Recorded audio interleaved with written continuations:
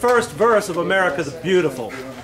Oh, beautiful for spacious skies, for amber waves of grain, for purple mountain majesties above the fruited plain. America,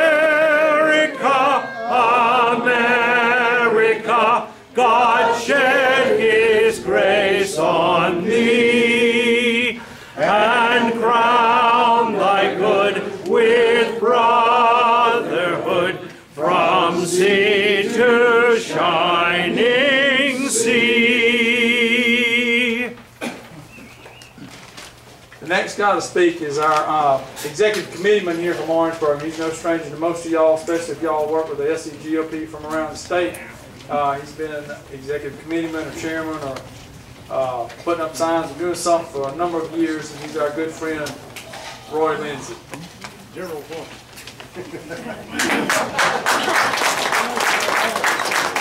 This time I will take the rare privilege of introducing a man that I have a lot of respect for. He really needs no introduction to us. He's been called the most conservative senator in the United States Senate. He's been called Senator Tea Party, and good to both of them. Senator Jim DeMint, our friend.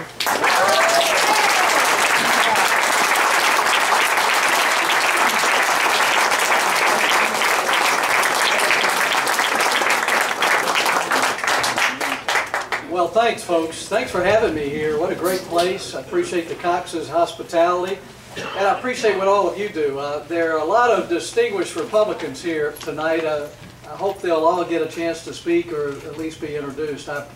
So much of what you do maybe goes unnoticed by some, but what I want to talk about a minute, and I'm glad we read the Republican Creed because the principles we stand for really work. I've had a chance during August to visit industries. They talk about what we do as Republicans of keeping this a right-to-work state, keeping reasonable low taxes, keep our regulations low, and we're going to build a stronger and stronger South Carolina because more and more companies from all over the world can look here and see this is a good place to do business. They see our education program increasing under Mick, or improving under Mick, the right ideas moving towards more choice. The Republican ideas are something that we can be proud of and something that we need to talk more about. What we saw in the last couple of years was pretty amazing. I was so used to things being controlled in Washington and people being ignored. And our party in South Carolina and all over the country, the grassroots had worked for years to elect Republicans. And as a lot of you know, at least some of us didn't do what we said we were going to do once we got there.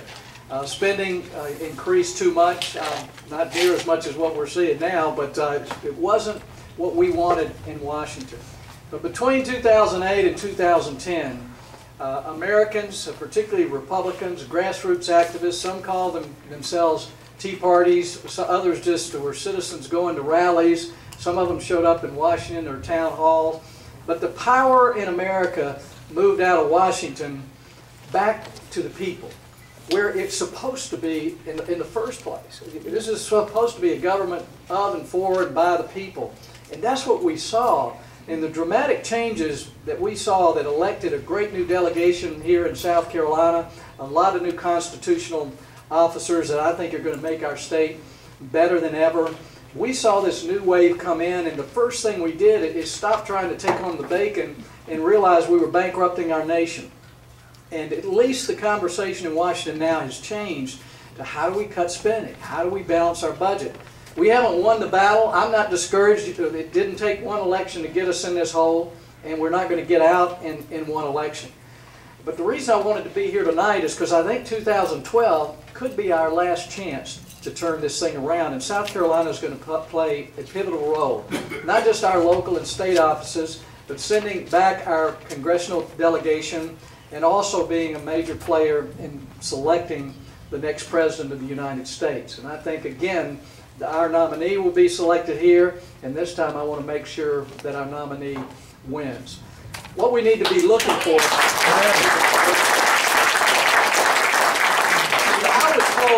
I got a little tired of my own party a couple of years ago, and when I got out and started endorsing people like Rand Paul and Marco Rubio and Pat Toomey, you know, I was lectured in front of the whole Republican conference that DeMint, you don't understand how this place works. It's not about principle, it's about the numbers.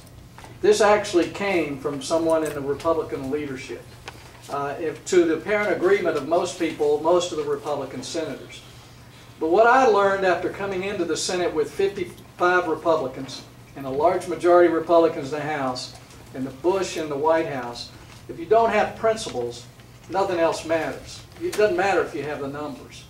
But the best way to get the numbers is to stand up and demonstrate that you do believe in those principles of this country, which I think are the principles of the Republican Party, of constitutional limited government, of free people, individual responsibility, low tax rates, those things that we fight for. They're not only the right principles, but they work. That's what makes America so unique and so prosperous, are those original principles.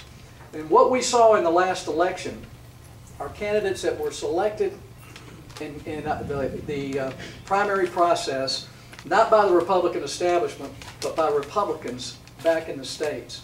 And they said that you couldn't get a conservative to win in Pennsylvania or Wisconsin or even Florida. But things are changing because Americans are uniting around the principles that we believe in. Over 70% of Americans think we should balance our budget. If Republicans want a big tent, we've got a big tent.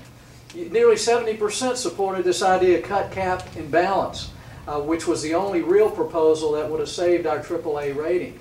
Americans are ready to be with us if we're ready to stand on those principles that I think a lot of them know works. So what I'm hoping to do in this next election, and I hope you'll join me, and we may not all support the same candidates in the primary, but we need candidates who can articulate the principles of American exceptionalism. And we need candidates who have character and courage and competence. We don't need someone else who can give a great speech. We need to look at their resume and make sure, particularly at the presidential level, that they have at least some idea of how to manage the largest and most complex organization in the world. We can't select someone else who has never done anything.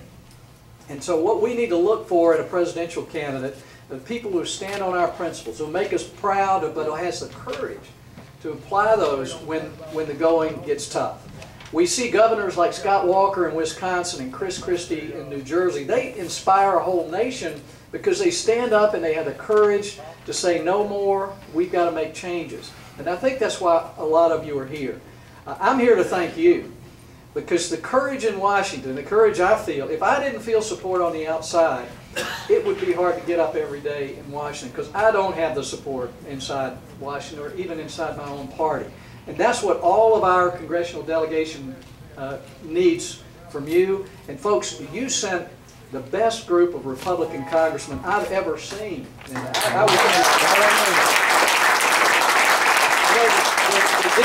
dean of our delegation now is Joe Wilson, and you need to pray for him. He's a little under the weather. But these young guys that came in, the storm that they faced with this debt ceiling debate, and the way they stood up and said, folks, we need to include a balanced budget in this. We need to have a cut, cap, and balance. They actually led the agenda as people who just walked in the door because they had you behind them.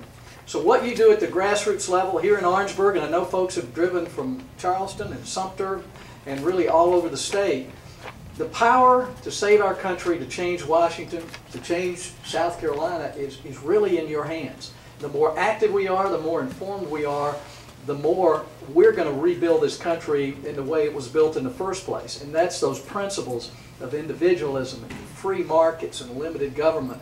Those things that really work, that make us a better state and a better country.